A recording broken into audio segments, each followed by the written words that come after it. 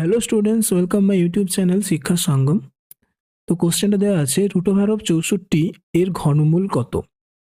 তো এই কোশ্চেনটা 99% ছেলে মেয়ে ভুল করবে। এখানে বলেছে √64 অর্থাৎ 64 এর বর্গমূল এর ঘনমূল কত। রুট মানে হচ্ছে বর্গমূল, তাহলে 64 এর বর্গমূলের ঘনমূল কত। এখানে ম্যাক্সিমাম ছেলে মেয়ে কি করবে, 64 এর বর্গমূল করে 8 অ্যান্সার করতে পারে বা 64 এর ঘনমূল করে 4 অ্যান্সার করতে পারে, কিন্তু এই দুটোই ভুল। কি হবে, 64 এর বর্গমূল কত হবে, অর্থাৎ √64 সমান কত হবে, 8। এই 8 এর ঘনমূল কত, ঠিক আছে।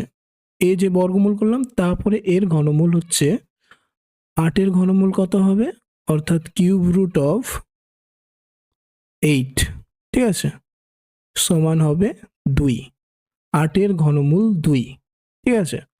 যদি 2 এর ঘন আমাদের 8 হয় তাহলে 8 এর ঘনমূল কত হবে, 8 এর ঘনমূল 2।